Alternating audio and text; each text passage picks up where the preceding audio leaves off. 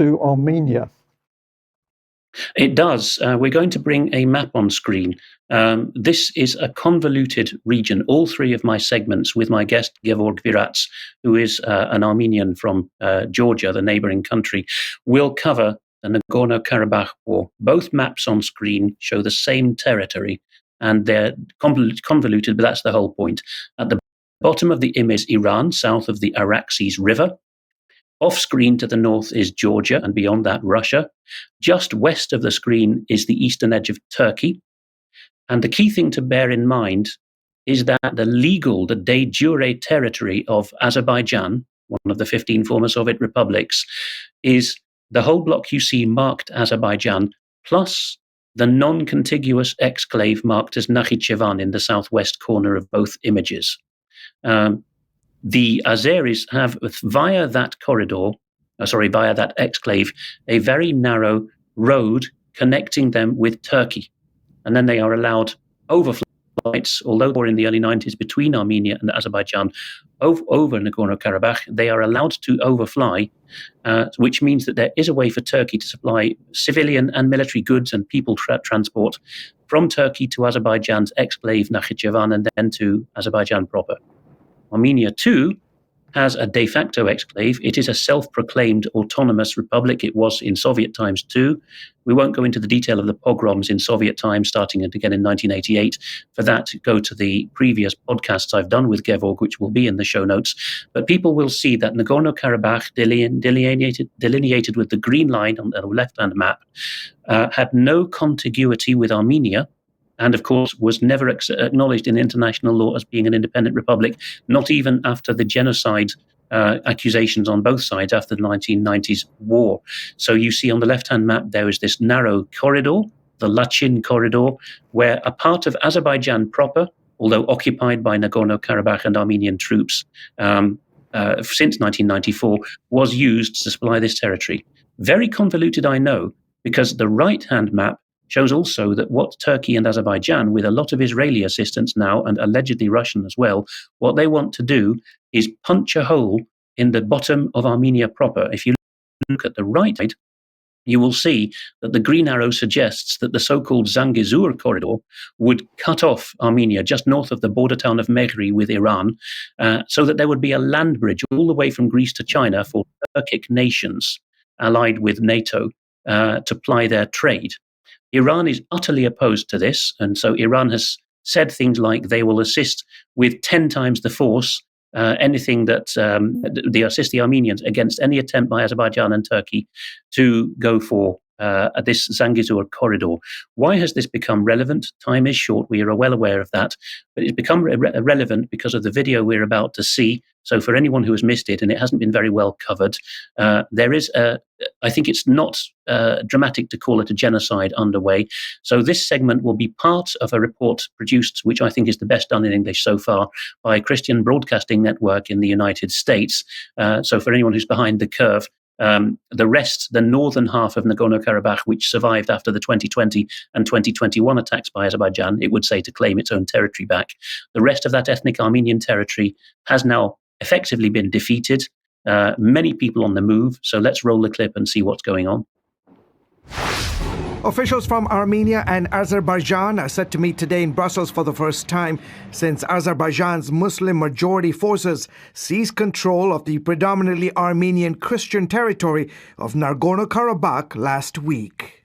It was a nightmare. There are no words to describe. The village was heavily shelled. Almost no one is left in the village. Most people have been evacuated. The Blitz attack forcing nearly 14,000 refugees to cross into Armenia, with thousands more stuck in massive traffic jams at the only checkpoint crossing. Amidst all this, a massive explosion at a fuel depot killed 20 and injured more than 300 as refugees scrambled to get gas before escaping.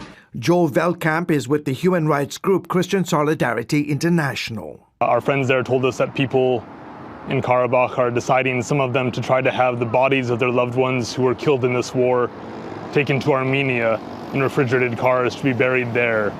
Because if they bury them in Karabakh, they won't be able to visit them ever again, and their graves might be desecrated by Azerbaijani forces. Nagorno-Karabakh is a landlocked region between Azerbaijan and Armenia. This is an area of Armenia, Nagorno-Karabakh, that has been contested for many years. It has historically been filled with Armenians, Armenian cultures, the Christian faith. While it's been internationally recognized as part of Azerbaijan, the area has been ruled by ethnic Armenians for 3 decades. 2 U.S. officials traveled to the region and met with Armenia's Prime Minister Monday. He told them ethnic cleansing is happening right now. We received word yesterday from our friends in Nagorno-Karabakh that essentially deportations are beginning of the entire Armenian population of Nagorno-Karabakh. Armenians are some of the first people in the world to embrace Christianity. Now there's concern their religious and ethnic history in Nagorno-Karabakh could be wiped out. The population of ethnic Armenians in Nagorno-Karabakh should be able to remain in their homes in peace and dignity with respect for their rights and security. If they choose to do so, those who want to leave and return should be allowed safe passage. So we're going to bring on Gevorg Virats in audio only, who's in the Caucasus and who's been assisting with humanitarian relief of the refugee. In the next segment, we will be zooming in on the humanitarian matters, but just in 1 or 2 minutes now, I'm going to ask Gevorg to explain for us why it is that the US State Department spokesman we heard at the end of this clip acknowledged tacitly that although the ethnic Armenians of Nagorno-Karabakh, after the defeat of their self-proclaimed republic, have a right to stay where they are and to accept the new Azerbaijani citizenship which is being foisted upon them. Why is it, Gevorg, that the overwhelming majority of the 120,000 ethnic Armenians in Nagorno-Karabakh have decided to take to the road and to seek their fortunes in Armenia proper? Greetings, Alex. Thank you for bringing me in on this. Your question is a very rightful one. My take on this is that the Russian peacekeeping troops that were stationed in that region after 2020 war, which incidentally began on the 27th of September that year, those peacekeeping troops were unable to provide security to the population of Nagorno-Karabakh. And after the recent attack by Azerbaijan, when they have targeted military as well as civilian population, the people have decided to not take it any longer and just leave and be relocated to Armenia. Of course, that is happening in the midst of the casualties that were seen by the population, and there's about 100 people that were found dead after the shellings and then the shootings perpetrated by Azerbaijan just within the last week. Thank you very much, Gevorg. Also in the show notes will be a book, and it'll be obvious to both our listeners and viewers that neither of us is neutral on this matter, nor indeed we think that neutrality is a case. In the show notes will be a book whose English translation I edited a couple of years ago, and you published it, Gevorg, entitled Sadistic Pleasures, subtitled Silent Crimes of Azerbaijan by Ashken Arakelian. And this goes into heart-rending detail of how, as recently as 2 years ago, whenever the Azeris started their encroachments in the territory, they now completely have, well, they would say, taken back what's rightfully theirs. They would brutal tortures and particularly browbeat them to accept Islam, take on new Turkic identities, and renounce their families. So it really is medieval stuff happening in what counts geographically as Europe in most people's definitions.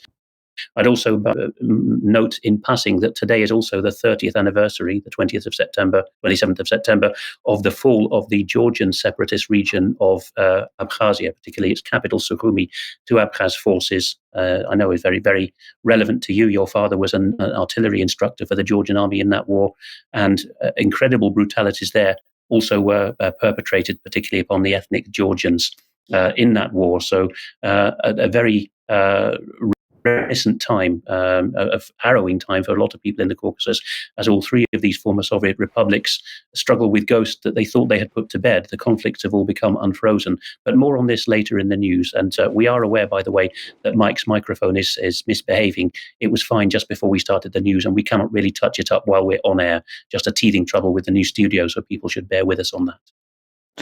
Okay, thank you, Alex. So let's move on.